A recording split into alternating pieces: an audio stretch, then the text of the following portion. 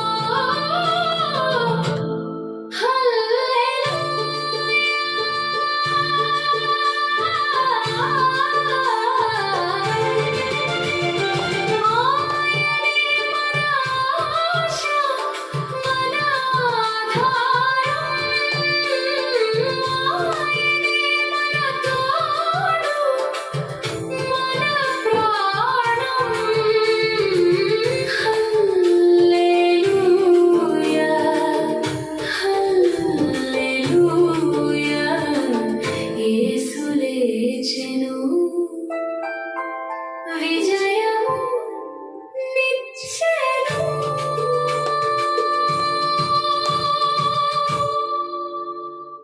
దేవునికి మహిమ కలుగును గాక. యేసయ్య లేచాడు, మనకు విజయం ఇచ్చాడు. ఆయన తోటల్లాగా మన సాక్షులుగా నిలిపాడు దేవుని పని చేయడానికి. దేవుని బిడ్డలారా, చీకటిని చీల్చుకుంటూ ఉదయం వచ్చింది, మన జీవితంలో వెలుగు వచ్చింది. ఆ సమాధి దూతలు పలికారు ఆ శుభవార్తను. మనం కూడా ప్రతి దినము కూడా ఆ శుభవార్తని ప్రకటించదము గాక. మన పునరుత్థానము లేదని అనేక మంది చెప్తా ఉన్నాయి. ఈ రోజుల్లో దేవుడు లేచాడని సాక్షిగా ఉందాము. దేవుని మాటలు ఆ విధంగా వినండి. దేవుని మాటలు విన్నప్పుడు దేవుని యొక్క జీవము మనిషిలో ప్రవహిస్తూ ఉంటుందన్నమాట. అలా ప్రవహించాలంటే దేవునికి సాక్షులుగా ఉండాలి. అపోస్తల కార్యం 2:32 వచనంలో ఈ యేసును దేవుడు లేపెను, దీనికి మేమందరము సాక్షులము అని చెప్దాము. దేవునికి మనం ప్రతిరోజు కూడా మేము సాక్షులము. అలాంటి విశ్వాసము మనలో దేవుడు ప్రతి ఒక్కరిలో కూడా మీలో కూడా దేవుడు పెట్టునుగాక అని ఆ దేవుని యొక్క సంకల్పము క్రియల మూలంగా కాక పిలిచి వారి మూలంగానే నిలకడగా ఉండు నిమిత్తము మరి మేలైనను కీడైనను చేయక ముందే మరి పెద్దవాడు ఏం చేశాడంటే చిన్నవానికి దాసుడిగా ఆమెతో చెప్తున్నాడు. యాకోబు మరి ఇస్సాకు పిల్లలు ఎలాగ ఉన్నారు వాళ్ళు.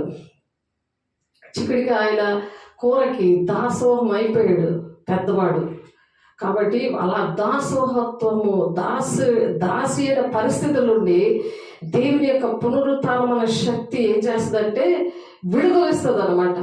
9వ అధ్యాయంలో మరి ఆ మాటలున్నాయి. 11-12 వచనాల్లో మీరు చూస్తే, కాబట్టి మనము దాసత్వం నుండి విడుదల వచ్చి పునరుత్థాన శక్తి వచ్చినప్పుడు మనము దేవదూతల వలె దేవుని సేవకుల వలె అలా వాడబడ్డానికి దేవుడు ఇష్టపడుతున్నాడు. దేవుని సాక్షిని దేవుడి లేచాడని మనం ఆ విధంగా సాక్ష్యం చెప్పుదము గాక.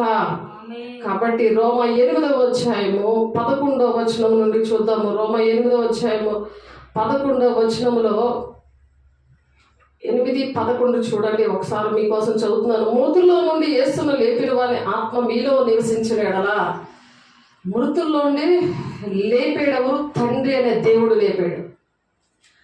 ఆ లేపిన యొక్క ఆత్మ మీలో ఉన్న ఎడలా, ఎవరిలో అయితే ఉంటుందో, మృతుల్లో నుండి క్రీస్తు యేసును లేపిన వాడు చావునికి లోనైన మీ శరీరంలో కూడా మీలో నివసించుచున్న తన ఆత్మ ద్వారా జీవింపజేస్తాడట. ఆమేన్.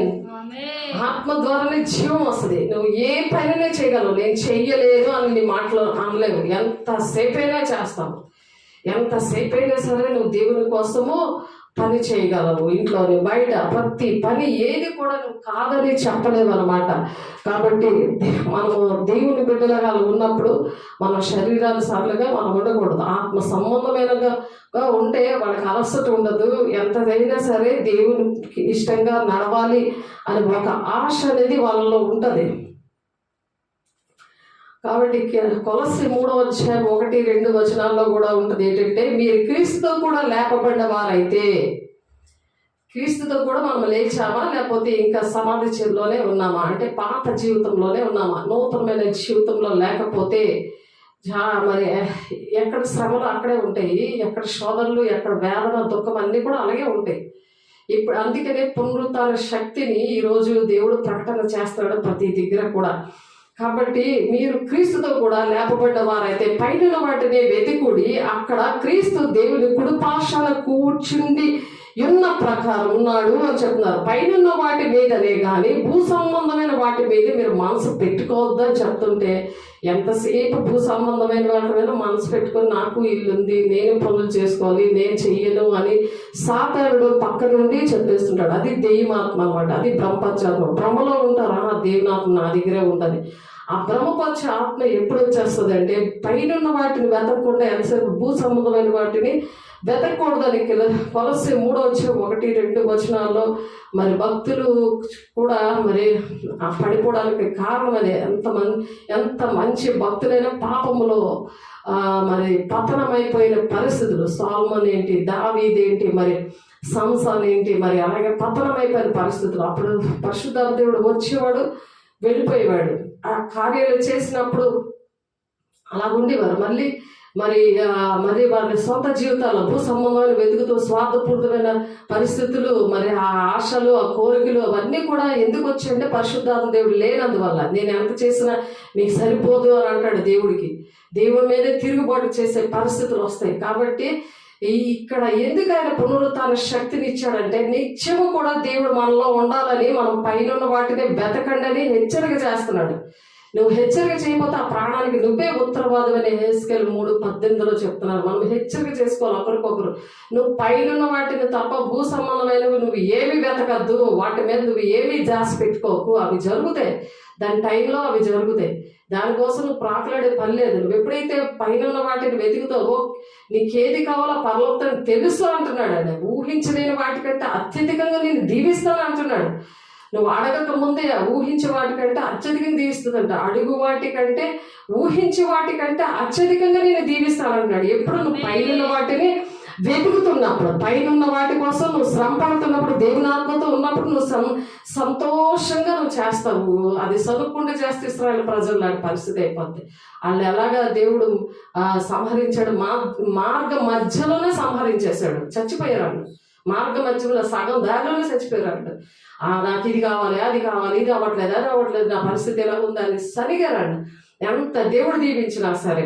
కాబట్టి రోమా 1:4 దేవుడు తన కుమారుని మన ప్రభు అయిన యేసు క్రీస్తు తోటి ఆయన చూడండి ఒకసారి రోమా 1:4 దేవుడు తన కుమారుడు మన ప్రభు అయిన యేసుక్రీస్తు విషయమైన ఆ సువార్తను పరిశుద్ధ లేఖనములందు తన ప్రవక్తల ద్వారా ముందు వాగ్దానం చేశాడట.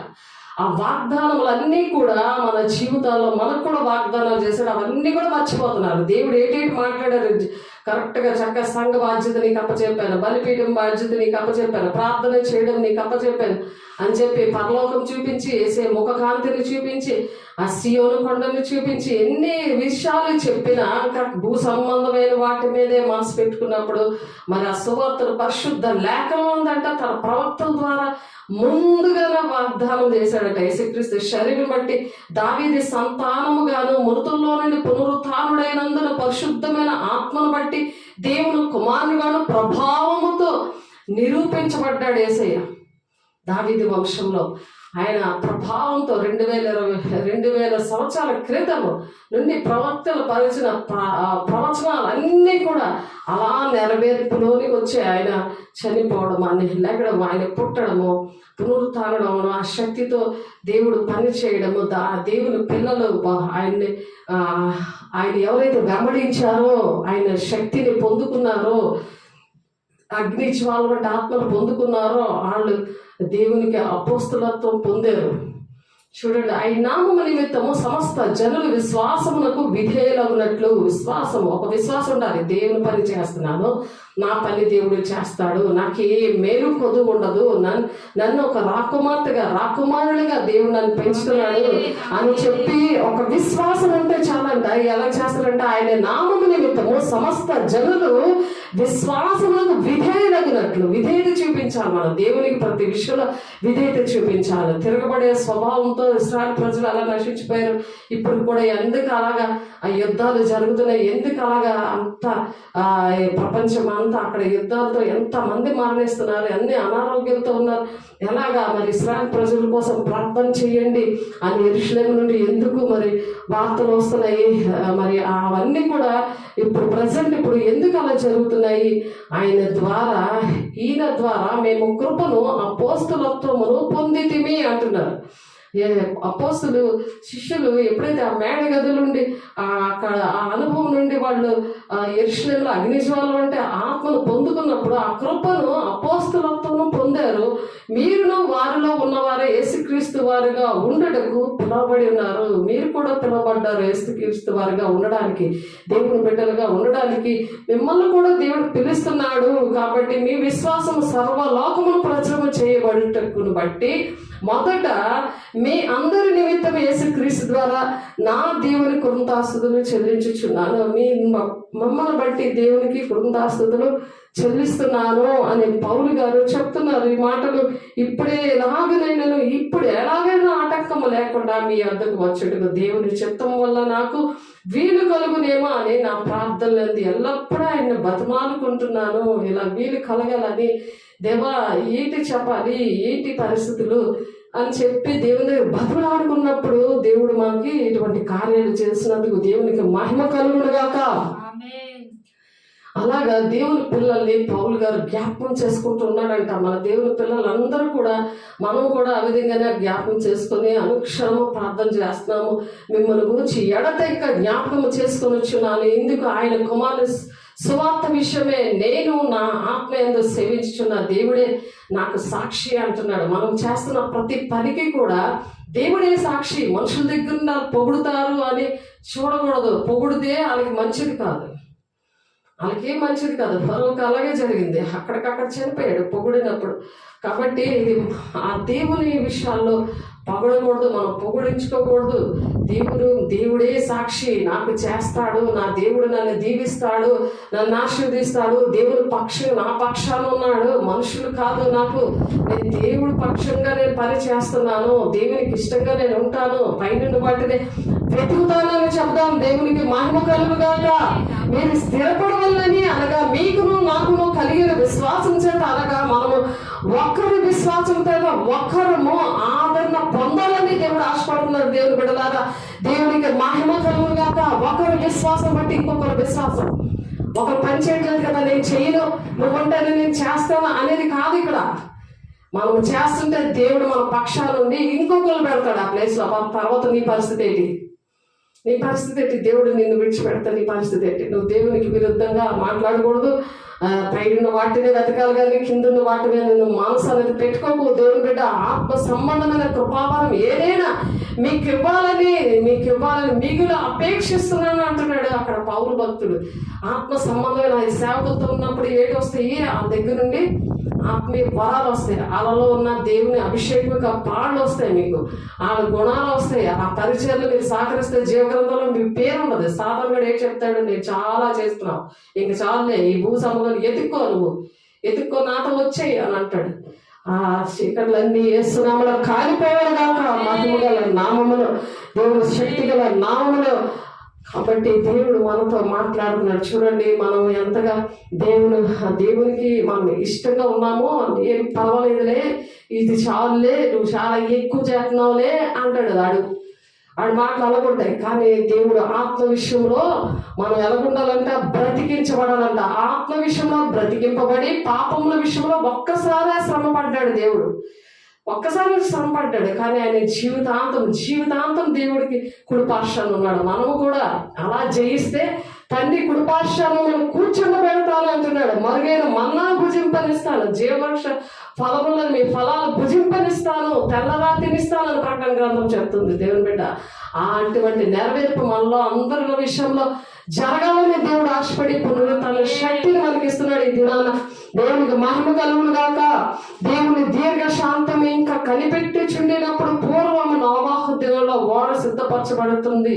అలాగే ఓడ సిద్ధపరుస్తున్నాడు అతను, అన్ని కూడా చెప్తున్నాడు. కానీ దేవుడు ఇచ్చిన మాటలు అన్ని కూడా అక్కడ ఉన్న ప్రజలకు చెప్తుంటే ఎలాకోలం చేశారు. చాలా వ్యవసాయంగా, ఏంటి ఇక్కడ కడుతున్నావు, ఏంటి ఇక్కడ ఏం వాటర్ లేదు, ఏడు లేదు, ఎంత పెద్ద వాడ కడుతున్నాడు. దేవుడు ఆ కొలతలు అవన్నీ చెప్పాడు. కానీ అవిధేయులైన వారి యొద్దకు, అనగా చెరలో ఉన్న ఆత్మల యొద్దకు ఆయన ఆత్మరూపిగానే వెళ్ళి వారిని ప్రకటించాడు.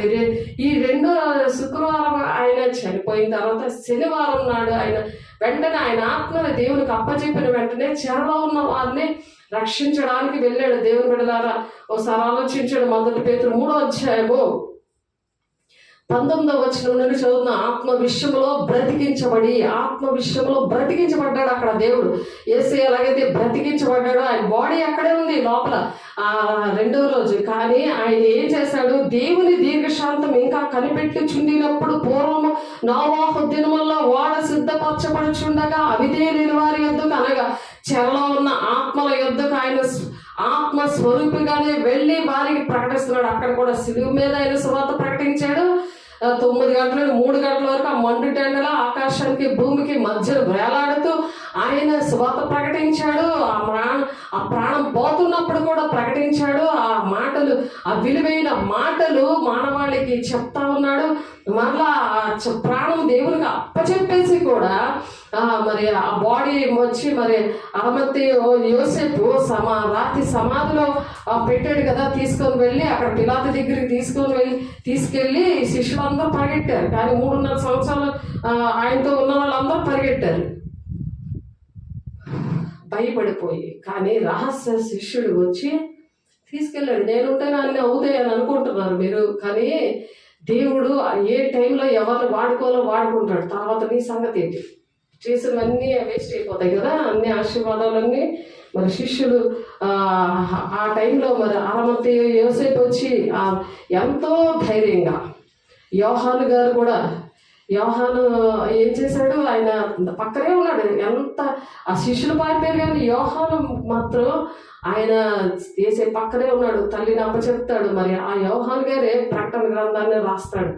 దేవుని యొక్క మర్మాలని సంగములతో ఆత్మ చెప్పుచున్న మాట చెబుగలవాడు వినుగాక. ఎప్పుడైతే నువ్వు ధైర్యంగా ఉంటావో, నీతో మర్మాలు మాట్లాడడానికి ఇష్టపడుతున్నాడు.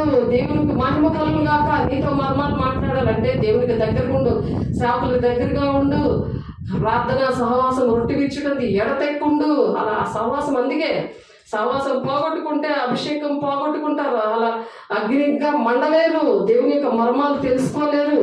ఆ అరమతి యోసేపు చక్కగా ఎంత ధనవంతుడు, ఆయన ఇంకొక ఆయన ఇద్దరికి కూడా అవి ఏంటంటే ఆయన సమాధి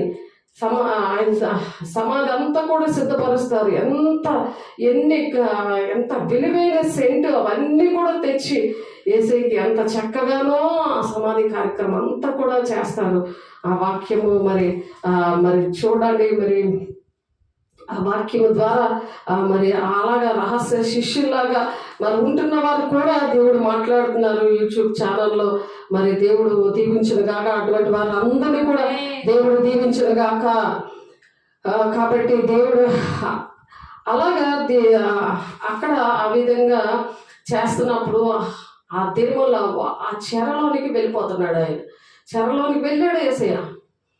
సమాధిలో ఉన్నారని అందరూ అనుకుంటున్నారు, కానీ మీ సేవకులు కూడా ఇంట్లోనే రెస్ట్ తీసుకుంటున్నారు, హాయిగా ఉన్నారులే అనుకుంటారు. కానీ వాళ్ళ ఆత్మ పడుకున్నా సరే అది తిరుగుతూనే ఉంటుంది. ఎక్కడ దేవుని పని చేస్తూ ఉంటుంది, అనుక్షణము దేవుని పని చేస్తూ ఉంటుంది. ఎక్కడున్నా సరే దేవుని పని చేస్తూ ఉంటారు.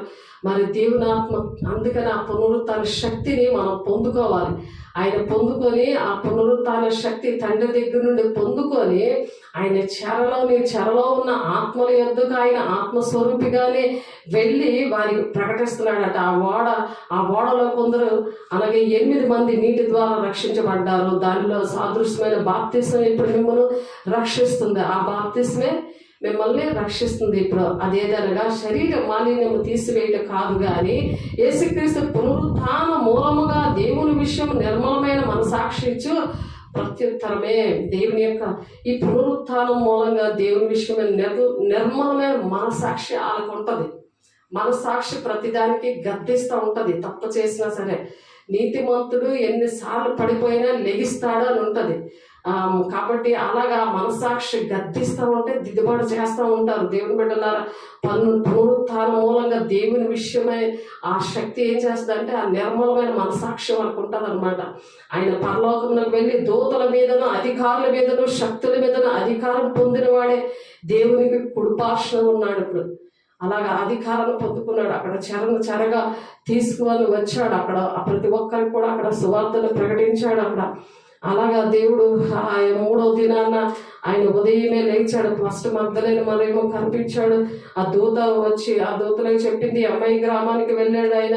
ఆ విధంగా దేవుడు మరి పునరుత్థాన శక్తిని ప్రతి ఒక్కరికి ఇచ్చారు. కాబట్టి లూకాసు సువార్త 24 ఒకసారి చూడండి, 24 అధ్యాయం చూద్దాం. లూకాసు సువార్త 24 అధ్యాయంలో చూడండి, లూకాసు సువార్త 24 అధ్యాయం చూద్దాము. అందులో దేవుడు ఏ విధంగా అందరితో మరి పంచుకొని పైనుండి వచ్చే శక్తి విషయంలో ఏ విధంగా దేవుడు అక్కడ చేశాడో మనం కొన్ని విషయాలు చూద్దాము.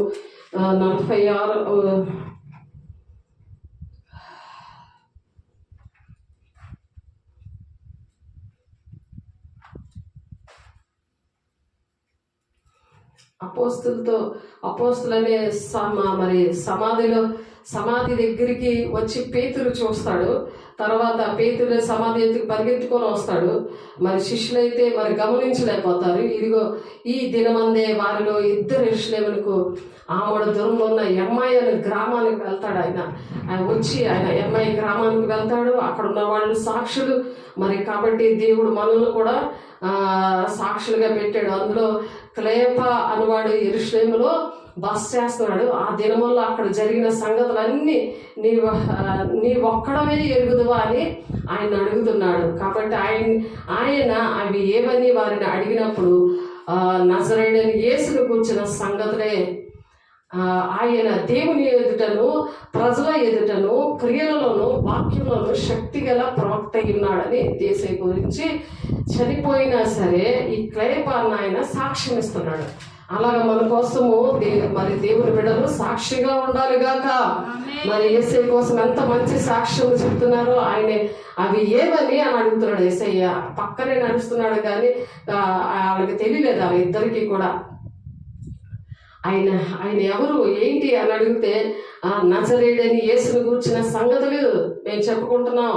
ఆయన దేవుని ఎదుటను ప్రజల ఎదుటను అంటే ఆయన దైవత్వం కలిగిన ఆయన, మానవత్వం కలిగిన ఆయన. శాడిస్ట్ కాదు, మానవత్వం కలిగిన ఆయన.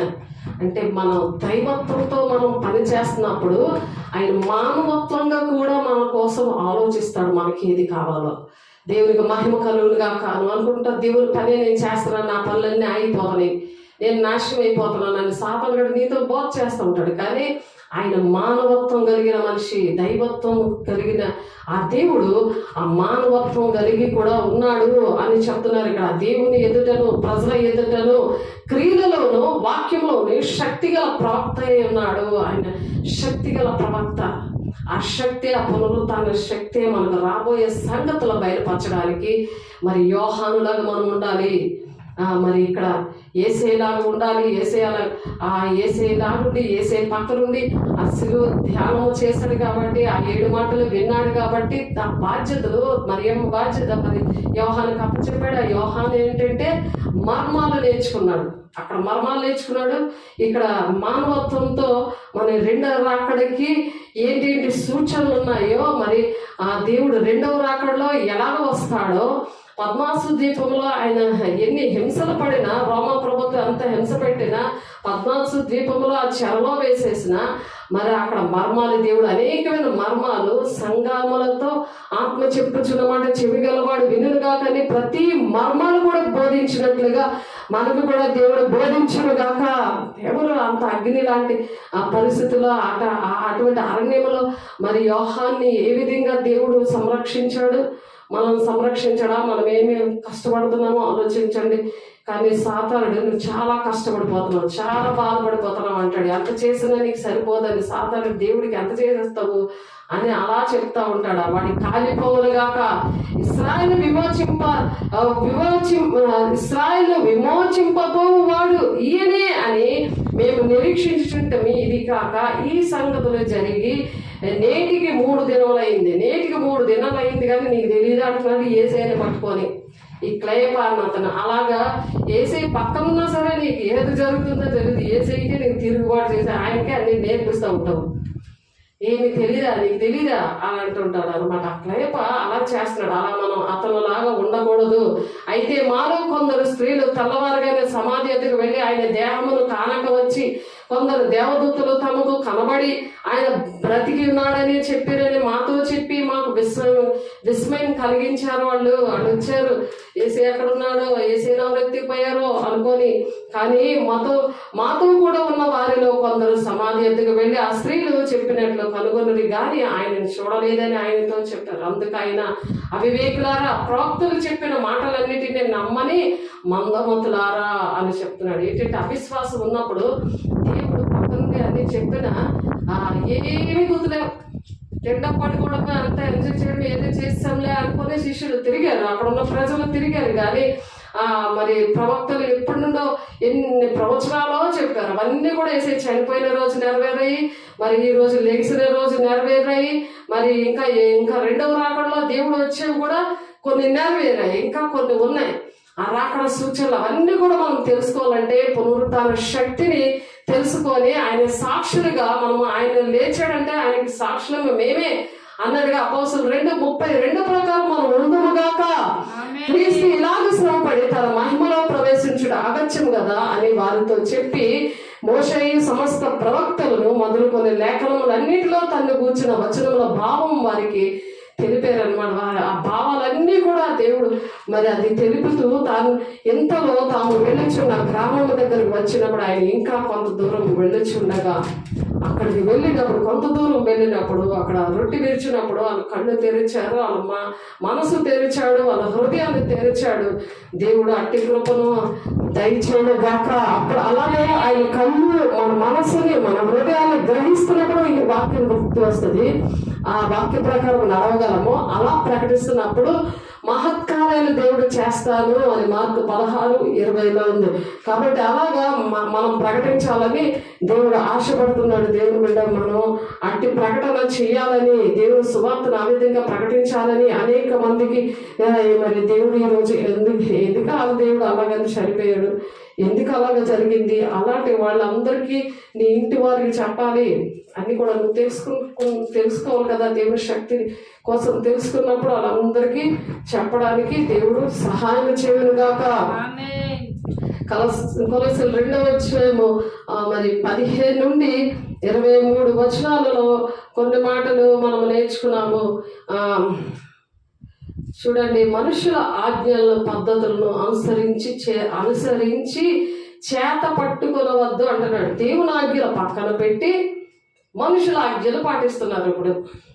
అందుకనే మనిషి ఆత్మ వస్తుంది దానికి. దేవుని ఆత్మ నాకు రాలేదు, మీరైతే పొందుకున్నారు అని పగబడుతున్నారు. చేతులు వేసి ప్రార్థన చేసిన వాళ్ళకి రావట్లేదు. నేను అలాంటివన్నీ చూశాను. చాలా మందికి చేతులు వేసి ప్రార్థన చేస్తే ఒక దైవజనుడు పొందుకోలేదు. నేను మరి పరలోక రాజ్యానికి మరి అక్కడ పరలోక రాజ్యం దిగి వచ్చింది అని చెప్పి ఒక దైవజనుడు వరప్రసాద్ గారు అక్కడ 1000 మంది ఉంటారు, అక్కడ ప్రకటన జరుగుతుంటే మరి నేను కూడా అలాగే చేతులు ప్రార్థన చేస్తారని వస్తే మరి ఆయన పక్క నుండే వెళ్ళిపోయాడు ఆయన. కానీ నేను దేవుడిని అడిగినప్పుడు దేవుడు కొరత లేని ఆత్మతో దేవుడు ఎంతో బలంగా నన్ను నింపాడు. అప్పుడు అర్థమైంది, మనుషులు కాదు, మనుషుల వైపు చూడకూడదు, మనుషుల ఆజ్ఞలు కాదు, దేవుని ఆజ్ఞలు, దేవుని మాటలు మనం గుర్తుపెట్టుకోవాలి. అప్పుడు దేవుడు నన్ను ఆ విధంగా నాకు నేర్పించాడు.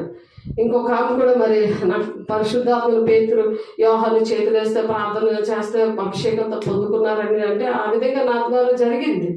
ఒకప్పుడు వాళ్ళు బాప్తిసం తీసుకున్నప్పుడు వెంటనే వాళ్ళకి ప్రార్థన చేసినప్పుడు వెంటనే దేవునాత్మతో దేవుని అగ్నితో నింపబడ్డారు, భాషలతో మాట్లాడారు. మరి పౌలు ప్రార్థన చేసి మరి ఎలాగైతే పొందుకున్నారో అపోస్తులు 19వ అధ్యాయంలో, అపోస్తులు 7వ అధ్యాయంలో ఎలాగైతే పేతురు యోహాను చేతులేసి ప్రార్థన చేసి అలా పొందుకున్నారు. కానీ వాళ్ళు అప్పుడే బాప్తిసం తీసుకున్న వెంటనే అది వర్క్ అవుతుంది. మళ్ళీ నువ్వు కలుషితం అయిపోతున్నావు అనుకో, అప్పుడు వర్క్ అవుతుంది. నువ్వు లోకంలో కలిసిపోయావు అనుకో, మనుషుల ఆజ్ఞలు పాటిస్తున్నావు అనుకో, అది వర్క్ అవుతుంది. దేవుని బిడ్డ ఒకసారి జ్ఞాపకం చేసుకో. ఇక్కడ కొలస్సీలు 2వ అధ్యాయము 21వ వచనంలో ఉంది, మనుషుల ఆజ్ఞలను పద్ధతులను అనుసరించుట చేత పట్టుకొనవద్దు. అనుసరించి చేత పట్టుకుంటున్నారు అంట. దేవుని ఆజ్ఞలు చేత పట్టుకోవట్లేదు, మోషే దేవుని ఆజ్ఞలు పట్టుకున్నాడు కదా, 40 రోజులు ఉపవాసం ఉండి ప్రార్థన చేసి దేవుడు చెప్పిన మాటలన్నీ విని అవి 2 ఆజ్ఞలుగా చేశారు కదా. కానీ అవి పాటించకుండా వాళ్ళు ఏంటంటే మనుషులు చెప్పిన పద్ధతులు, దైవోపదేశాలను వ్యర్థంగా ఆరాధిస్తూ మనుషుల ఆజ్ఞలు పద్ధతులు అనుసరించి చేత పట్టుకొనవద్దు, రుచి చూడవద్దు, ముట్టవద్దు అనే విధులను మీరు లోబడనేలా, అటువంటి ఆయన క్వశ్చన్ మార్క్. అవన్నీ వాడుకొనుడి చేత నశించిపోవును, అవన్నీ కూడా నశించిపోతాయి. కాబట్టి అట్టివి స్వేచ్ఛారాధన విషయంలోను, వినయ విషయంలోను, దేహ శిక్ష విషయంలోను జ్ఞానరూపకమైనవి ఎంచబడుచున్నవే గాని శరీరేచ్ఛ నిగ్రహ విషయంలో ఏ మాత్రము ఎన్నిక చేయదగినవి కావు అంటున్నారు. కాబట్టి శరీరము బలహీనంగా ఉన్నా సరే అంతరంగ పురుషుడు బలంగా ఉన్నప్పుడు ఇటువంటి వాటినన్నిళ్ళు కూడా యేసునామములో జయము పొందుదురుగాక. మరి ఆ దేవుని శక్తిని పొందుకోవాలి. అవన్నీ సరి చేసుకున్నప్పుడు దేవుని శక్తితో నింపబడతారు. కాబట్టి శిరస్సును హత్తుకొనని వాడెవడును మీ బహుమానమును అపహరింపనీయకుడి. శిరస్సును అంటే దేవుని సంఘానికి శిరస్సు దేవుడే. దేవుడి మీద ఆధారపడకుండా మరి మనుషుల మీద ఆధారపడి మనిషి విగ్రహంగా నిలబడి నా ద్వారానే జరుగుతాయి, మీరు నన్నే వెంబడించండి అంటుంటారు చాలా మంది. అలా కాకుండా మనం దేవునికి కనెక్ట్ చేయాలి. దేవుడి శిరస్సు కదా, వేసే శరీరంలో మనం అందరం కూడా అవయవాలము అని చెప్పి ఆ విధంగా ఉన్నప్పుడు మనకిచ్చిన వరాలు సాతానుడు ఎత్తుకుపోవడు. అవి పని చేస్తూ ఉంటాయి. నీకు దర్శన వరం, ప్రవచన వరం, మరి కళల వరము, వాక్యం చెప్పే వరము, వాక్యం వినే గుణము, వాక్యం గుర్తుండేది, ఇవన్నీ కూడా గుర్తుంటాయి. ఆత్మీయ ఫలం ఉంటుంది. అంటే ఫలం అంటే ఏంటి? ప్రేమ, సంతోషం, సమాధానము, దీర్ఘశాంతము, ఆశ, నిగ్రహం, ఇవన్నీ కూడా విశ్వాసము, ఇవన్నీ కూడా ఉంటాయి అన్నమాట. 9 తొనలు ఫలము గలతీ 5:22 ఉంటుంది. కాబట్టి శిరస్సును హత్తుకొనని వాడెవడును మీ బహుమానమును అపహరింపనీయకుడి. ఆ శిరస్సు మూలంగా సర్వ శరీరము కీళ్ల చేతను నరముల చేతను పోషించబడి అదుగుబడినదై దేవుని వలన కలుగు వృద్ధితో అభివృద్ధి పొందుతున్నది. చూడండి, ఆత్మీయంగా శారీరకంగా అభివృద్ధి పొందుతూ ఉంటుంది. దేవుని శరీరము, నీ శరీరము దేహమని నీ ఆలయముగా నీ శరీరం అలా ఉంటే నీ ద్వారా సంఘము, నీ దేహం అనే దేవుని ఆలయము అభివృద్ధి పొందుతూ ఉంటుందంట. నాకు ఇది లేదు అది లేదు నువ్వు ఇంకా అనుభవం. ఇశ్రాయేలు ప్రజల సంఘం అనమాట. మీరు క్రీస్తులో కూడా లోకము యొక్క మూల పాఠముల విషయము మృతి పొందిన వారైతే, ఇప్పుడు యేసే ఎందుకు చనిపోయారు? మనం లోకానుసారమైన పరిస్థితులన్నీ లోకము యొక్క మూల పాఠాలు అంటే బ్రాకెట్లో భూతములు అని ఉంది. లోకం యొక్క మూల పాఠాలు ఏంటిది? భూతంతో సమానం అనమాట. ఆ మూల పాఠాలు మనం నేర్చుకోకూడదు. దేవుడు ఏం చెప్తున్నారు, ఎందుకు పునరుత్థానుడయ్యాడు, ఆ శక్తి ఏంటి ఆయనలో, మరి పాతిపడిన మన పాపములన్నీ కూడా మరలా మనం చేయకూడదు. మనకు నూతన జీవితం ఇచ్చాడు, నూతన జన్మనిచ్చాడు, మనం క్రీస్తులో బ్రతికున్నాము. కాబట్టి మనము దేవుని విషయంలో సజీవులము అని నమ్మాలి. అలా సజీవులుగా ఉన్నప్పుడు అందరికీ అందుబాటులో ఉండాలి. మనుషుల ఆజ్ఞలను పద్ధతులను అనుసరించిన చేత పట్టుకోవద్దని అంటున్నారు. అందుకే దాని రుచి కూడా చూడొద్దు నువ్వు. దాని రుచి అలా ఉంటుంది. అలా చాలా బిర్యానీ పెడుతున్నారు, అక్కడ బోళ్ళు మంది జనాలు వస్తున్నారు, బోళ్ళు డబ్బులు ఇస్తున్నారు, డబ్బులు ఇచ్చి వాళ్ళు మరి భోజనాలు కూడా పెడుతున్నారు. మీకు ఏది కావాలంటే ఇంటిలోనే, ఆ పాస్టర్ గారు వచ్చేసి ఇంటిలోనే వచ్చి ఉండిపోతున్నాడు, మాకు బండి కొంటున్నాడు, మాకు అన్నీ చేస్తున్నాడు, మా విషయాలన్నీ పట్టించుకుంటున్నాడు అంటే అలా ఉండిపోవద్దు అని అంటాడు. అలా నువ్వు ఆ మాటలు, మనుషుల ఆజ్ఞలు అవన్నీ, మనుషుల పద్ధతులు అవన్నీ కూడా నువ్వు అలా చేత పట్టుకోవద్దు, అవి ముట్టొద్దు, నువ్వు రుచి కూడా చూడొద్దు అని విధులను మీరు ఎందుకు అలాంటి విధులకు లోబడుతున్నారు? బెనిఫిట్లోనైనా పరిగెట్టేస్తున్నారు. అక్కడ సమాధి పెట్టే ఫ్రీ, మరి కేక్ ఫ్రీ, మరి కేక్ చాకు ఫ్రీ, ఆ పాస్టర్తోనేమో photo free, photo 10,000 photo free అని అడ్వర్టైజ్మెంట్లు లాగా ఇస్తుంటుంటే అలాంటి వాటికి వద్దు అంటున్నాడు. అవన్నీ వాడుకొనుడి చేత నశించిపోవును, అవన్నీ కూడా నాశనానికి నడిపిస్తా అనమాట. అట్టి స్వేచ్ఛారాధన, దాన్ని ఏమంటారు? స్వేచ్ఛారాధన విషయంలోను, వినయ విషయంలోను, దేహ శిక్ష విషయంలోను జ్ఞానరూపకమైనవని ఎంచబడుచున్నవే కానీ శరీరేచ్ఛ నిగ్రహ విషయంలో ఏమాత్రము ఎన్నిక చేయదగినవి కావవి. అవన్నీ కూడా ఎన్నిక దేవుడి పరిస్థితి, దేవుని విషయంలో అవి ఎన్నిక చేయబడలేదు. దేవుని బిడ్డ కాబట్టి దేవుడు చనిపోయాడు, కానీ ఆయన సజీవుడిగా ఉన్నాడు మనలో. ప్రకటన గ్రంథంలో ఉంది ఆ మాట చూడండి. ప్రకటన గ్రంథంలో చూడండి, మృతులైతేనే కానీ నేను సజీవంగా నేను ఉన్నాను అంటాడు. 1వ అధ్యాయము ప్రకటన గ్రంథము 1వ అధ్యాయము 18వ వచనం చూద్దాము. ప్రకటన గ్రంథము 1వ అధ్యాయము మనము సజీవులుగా ఉన్నామా లేదని మన క్రియలు బట్టి తెలుస్తుంది అనమాట. మనం దేని విషయంలో చనిపోయాము? పాపము విషయంలో చనిపోయాము. కాబట్టి నేను మొదటి వాడను, కడపటి వాడను, జీవించేవాడను, మృతుడినైతిని కానీ ఇదిగో యుగయుగములో సజీవుడనై ఉన్నాను. యుగాలు కూడా సజీవుగా ఉన్నాడు. ఎవరైతే ఆ మాటలు చెప్తారో వాళ్ళు కూడా యుగంలో సదాకాలం నేను మీతో ఉంటాను అంటున్నాడు. దేవునికి మహిమ కలుగును గాక. మత్తయి 28:20 ఉందన్నమాట. ఆయన ఏ సంగతులు చెప్పాడో అవే బోధించాలి. మనం సొంత మాటలు, సొంత ఆజ్ఞలు పాటించకూడదు. వాళ్ళకి విరోధంగా ఆరాధన చేయకూడదు. విరోధమైన ఆరాధనలు దేవునికి చేయకూడదు. దేవుని బిడ్డ, మరియు మరణం యొక్క పాతాళలోకం యొక్క తాళము చెవులు నా స్వాధీనంలో ఉన్నాయి. మరణం తాళం చెవులు, నీకు మరణం రావాలన్నా, నువ్వు పాతాళంలోకి వెళ్ళాలన్నా దేవుడి స్వాధీనంలో ఉంది. కాబట్టి దేవుని ఆజ్ఞలు మాత్రమే నువ్వు పాటించాలి. మనుషుల ఆజ్ఞలు, మనుషులుగా చెప్పిన పద్ధతులు నువ్వు చేయకూడదు. అటువంటి ఆరాధన నువ్వు చేయకూడదు. కాగా నువ్వు చూచిన వాటిని, విన్న వాటిని, వీటి వెంట కలుగుపోవు వాటిని అనగా నా కుడి చేతిలో నీవు చూచిన 7 నక్షత్రములు కూర్చిన మర్మమును, ఆ 7 సువర్ణ దీపస్తంభముల సంగతి నువ్వు రాయు అని చెప్పి యోహాను గారు చూడండి, ఆయన చనిపోయే వరకు కూడా యోహాను గారు యేసయ్యను అంటు పెట్టుకొని ఉన్నాడు. యేసయ్య రొమ్ముకు ఆనుకొని ఉన్నాడు. అలా ఉండాలి. అప్పుడు నీకు మర్మాలు దేవుడు బోధించి నీకు అనేక మంది రక్షించడానికి చెప్తున్నాడు. ఇక్కడ ఆయన నా కుడి చేతిలోను నీవు చూచిన 7 నక్షత్రములు కూర్చున్న మర్మాలు, ఆ 7 సువర్ణ దీపముల సంగతి వ్రాయము. ఆ 7 దీపస్తంభములు 7 సంఘములకు దూతలు, ఆ 7 నక్షత్రములు 7 సంఘములకు దూతలు అని చెప్తున్నారా? ఆ దూతలు ఎవరంటే సేవకులు అన్నమాట. ఆ నక్షత్రాలు అంటే దేవుని మాటలు ప్రకటించేవారు. కాబట్టి ఆ దీపస్తంభంలో ప్రార్థనా పరుగా ఉండాలి అని దేవుడు చెప్తున్నారు. ఆ విధంగా అనేక మందిని దేవుని నామాన్ని మహిమపరచేవారుగా ఆయన మార్గానికి ఎంతమంది అయితే తిప్పుతారో ఆకాశంలో జ్యోతుల్లాగా ప్రకాశిస్తాడని దానియేలు గారు చెప్తున్నారు.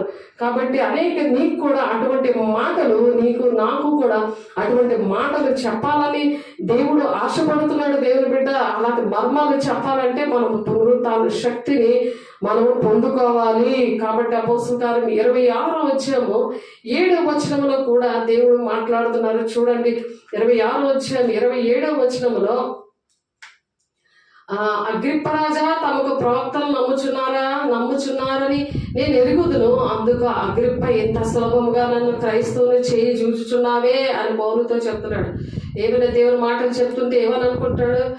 నన్ను క్రైస్తవుని చేసేద్దామని అనుకుంటున్నావా? నేను అంత వేగంగా నేను నమ్మనే అని అంటారు కదా. అలాగే అగ్రిప్ప రాజా చెప్తున్నారు. అందుకు పౌలు సులభముగానో దుర్లభముగానో తమరు మాత్రము కాదు, నేడు నా మాట వినివారు అందరూ ఈ బంధకములు తప్ప నా వలె ఉండినట్లు దేవుడు అనుగ్రహించును గాక అని చెప్తున్నాడు. నాలా మీరు ఉండాలని ఆశపడుతూ నీకు చెప్తున్నాను. నన్ను ఇలా దేవుడు దీవించాడు. ఒకప్పుడు నేను హింసకుడు, దూషకుడు, హానికరుడు, నేను దేవుని బిడ్డలు ఎంతగానో హింసించే మనిషిని అని సౌలుగా ఉండి పౌలుగా మారి మరి క్రీస్తుని పోలు నేను నడుస్తున్నాను, నన్ను పోలు నడవండి అని ఆ అగ్రిప్పరాజుకి చెప్తున్నాడు అనమాట. అలాగా మనం ఈ పునరుత్థాన శక్తిని పొందుకున్నప్పుడు మనం ఆ విధంగా చెప్పుదుము గాక, దేవునికి మహిమ కలుగును గాక. మరి కాబట్టి దేవునికి ఇష్టంగా మనం బ్రతకడానికి మరి దేవుడు ఆశపడి ఆ పాతాళలోనికి దేవుడు వెళ్ళారు. కీర్తనాకారుడు చెప్తున్నారు ఏంటంటే, సమాధి చేయబడి కూడా ఆయన అలసవాత చేశాడు. ఇప్పుడు మనం చనిపోలేదు, సమాధి చేయబడలేదు. మనం చేయాలా వద్దా? ఆయన పునరుత్థాన శక్తి ఎలా పొందుకున్నాడు? దూత పరలోక రాజ్యంలో వచ్చి ఆ రాయి దొర్లించింది. ఆయన శక్తితో ఆయన లేపబడ్డాడు. లేపి కూడా 500 మందికి ఆయన కనబడ్డాడు. అక్కడ సమాధులు తెరవబడ్డాయి. అక్కడ కొన్ని కార్యాలు దేవుడు చేశాడు. అవన్నీ చూశారు.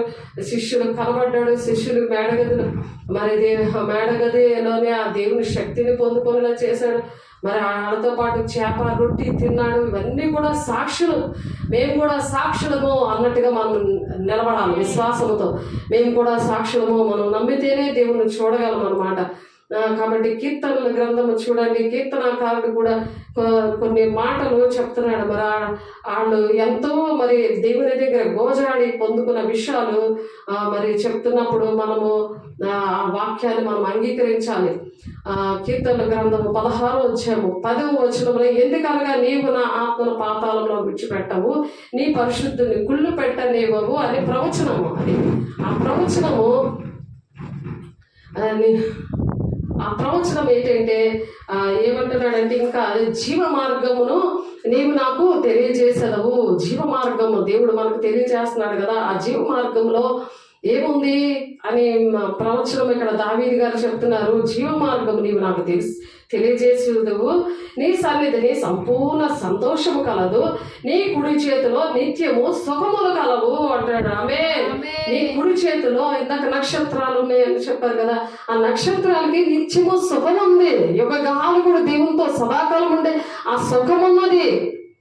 అది మనకి నిత్య జీవం నడిపిస్తుంది. అని పునరుత్థాన శక్తిని మనం పొందుకున్నప్పుడు దేవుడు మనకి ఇచ్చిన ఆశీర్వాదం అది. దేవుని బిడ్డలారా, అలాంటివి మనం కోరుకోవాలి. అపోస్తలులు 2:27 కూడా పాతాళంలోనికి ఆత్మ యేసయ్య మరి విజయాన్ని పొందుకొని, ఆ పునరుత్థాన శక్తిని పొందుకొని ఆయన పాతాళంలోకి వెళ్ళాడు. ఆ 2వ రోజు శనివారం రోజు అపోస్తలుల కార్యము 2వ అధ్యాయము 27వ వచనం చూడండి. మీకోసం చదువుతున్నాను, అందరూ చూడండి, రాసుకోండి. అపోస్తలుల కార్యములు 2వ అధ్యాయము అపోస్తలుల కార్యములు చూడండి. అపోస్తలుల కార్యములు 2వ అధ్యాయము 27వ వచనం.